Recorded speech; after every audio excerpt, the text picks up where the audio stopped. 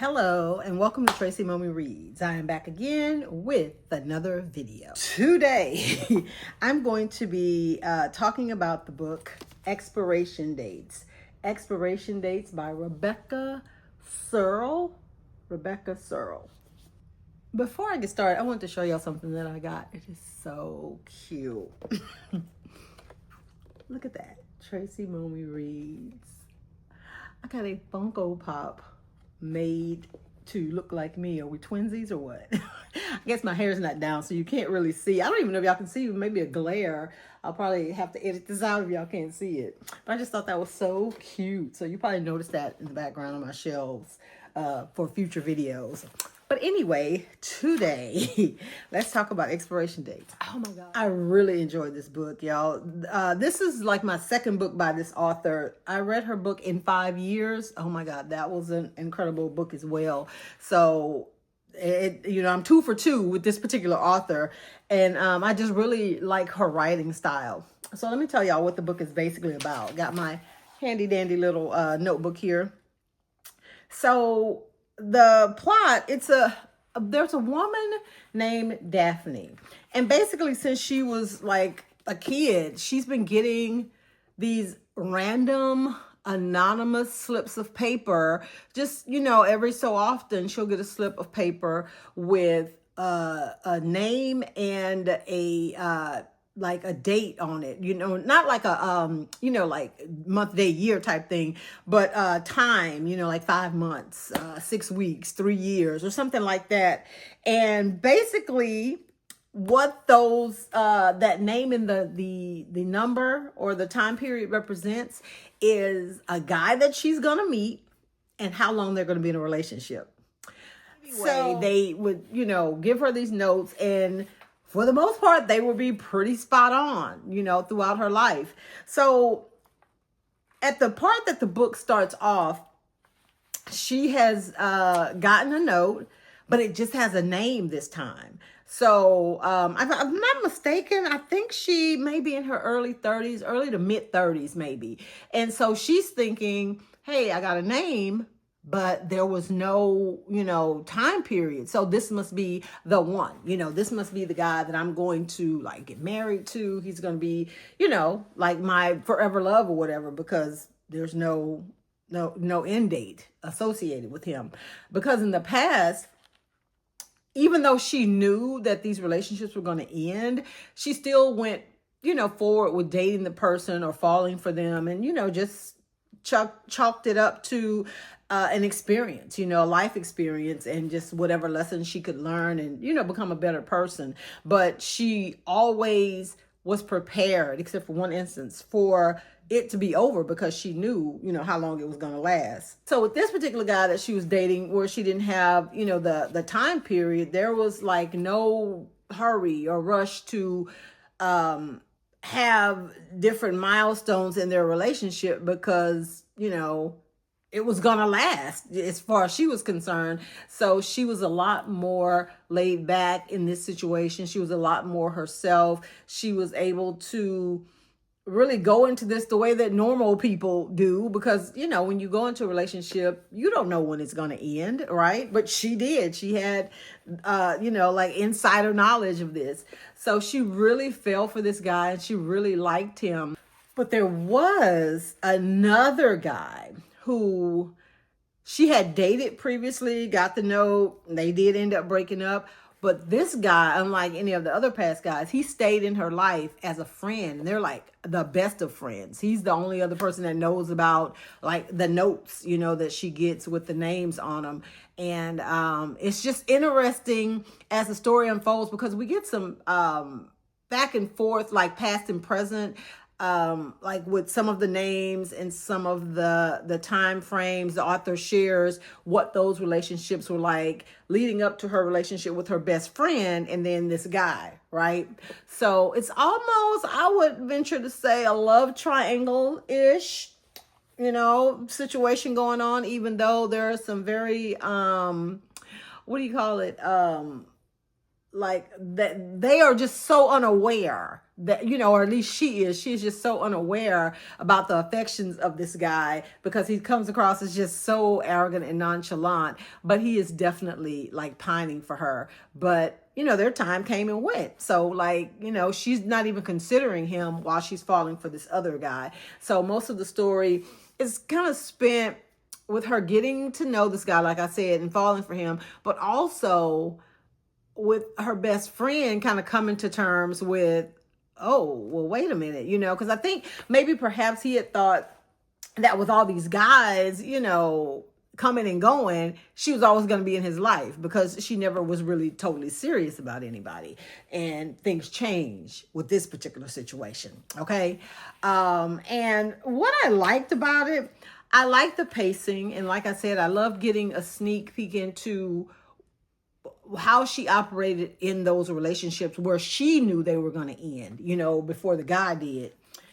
And I just also liked the just the story itself. It was kind of different and kind of unique. I mean, and it just made you think, like, if you knew, you know, it's kind of like, you know, knowing maybe when you're going to die, right? And all the things that you would do if, you know, you had that date. And I think I talked about that in another book review, Here One Moment. But in this particular situation, like knowing when a relationship was going to end, you know, would you care about certain things? Would you just let stuff go? Or would you, be a lot more forgiving or kind, you know, because the relationship isn't going to last. You know, you already know this going in. I really also enjoyed, there's a bit of a twist, okay? And I know it seems strange because this is like in the romance genre, and I don't even know if it's like, because at first I thought it was going to be like a sci-fi or paranormal type element, because like, who is sending these notes? And we don't find that out, right? But there is a twist where we do find out a note that was sent and who sent it. And that blew my mind. That really blew my mind, because I wasn't even, you know, I'm still going with the whole premise that some mysterious unknown person is leaving these notes. And then we find out somebody left her one of the notes. And what their reasoning was, I was just like, oh, whoa, okay.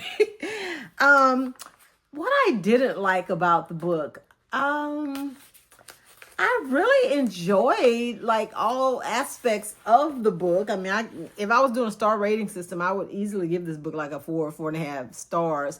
I guess the only thing, if I had to say something that I didn't like, but you know, this is like true to life as well, and it annoys me in real life. And this is, I'm going to try to phrase this in a way that's not spoilerish, but it annoys me when people realize what they had after it's gone. And that's all I'm going to say about that. As far as trigger warnings go, Daphne, she does have an illness, and it has nothing to do with the notes or anything that she's getting. She does have an illness, and there's some, you know, it's like a congenital type defect situation. And so she's hospitalized, and there's talk about that, and, you know, just how her parents deal with that and helping her and how she copes with it or whatever. So if that's, you know, something that hits too close to home for you, you may want to pass, but it's not like a huge part of the book. I mean, I think we get a chapter on it, and then it's kind of like maybe mentioned. She may mention it to a couple of people, but it's definitely not something that is just, you know, every other chapter, or it's a big focus in the book. The focus is her finding the love of her life and, you know, coming to terms with, is that ever going to happen? And then it finally happens, and then how that whole relationship unfolds as to whether or not she will get a happily ever after. And you got to read the book to figure that part out.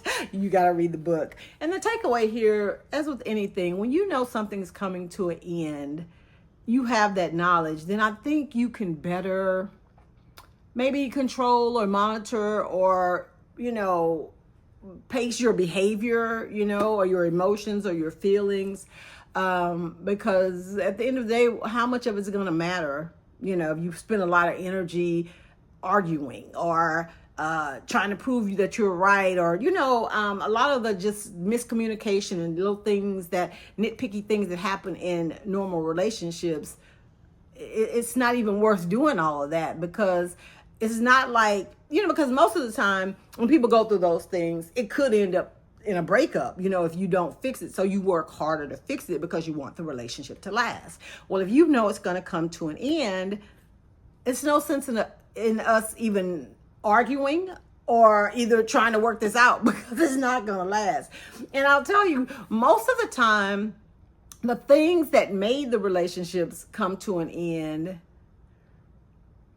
I feel like they were things that maybe the average relationship experiences, but depending on how much the two people in the relationship, you know, care for each other, maybe they try to work past it, whether it's something long distance, like, oh, I got a job, I'm going to be moving out of town.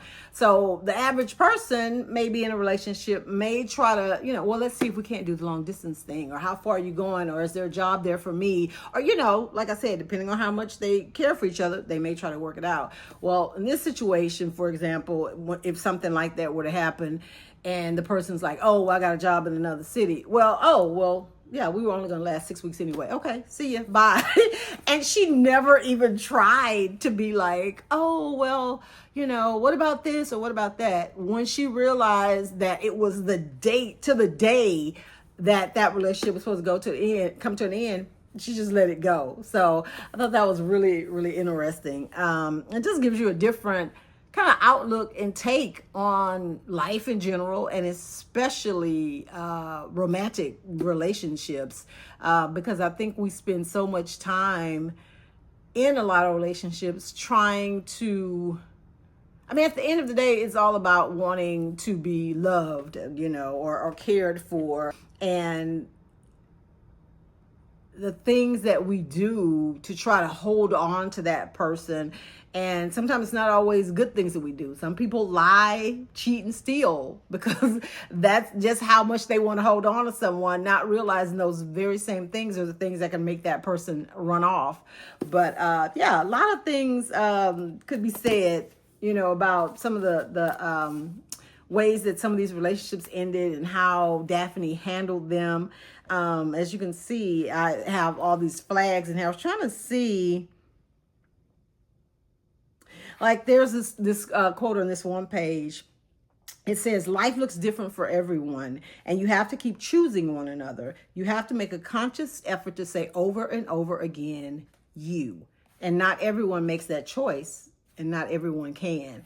So, you know, things like that. And I think that was something that she kind of had these epiphanies and aha moments, because like I said, every relationship she was in, it was a lesson or a blessing, you know, in some cases, but just nothing that ever lasted. But I think most importantly, the biggest lesson that was takeaway from this fictional book, and even for the character Daphne, is that the best relationship you will ever have is the one you have with yourself. Because, you know, she's going to potentially outlive any of those relationships, and she's going to have to live with herself even if she doesn't have a partner. Because there were several times, I mean, obviously she didn't have someone. But yeah, it's very, very, very good read. Very quick read as well. I don't even know. It was like 200. I don't think it was, let's see, 256 pages. Yeah, so quick read, really good, wholeheartedly recommended. Expiration Dates by Rebecca Serle. If you haven't read Expiration Dates, let me know your thoughts about who sent that note situation that, you know what I'm talking about if you read it. Let me know your thoughts in the comments. Thank you guys so much for watching. Make sure that you like this video and go ahead and take the opportunity to subscribe to my channel and turn on those post notification bells. Thank you so much to everyone who is already subscribed. Thanks again, guys. Enjoy the rest of your weekend, and I will see you next week. Bye.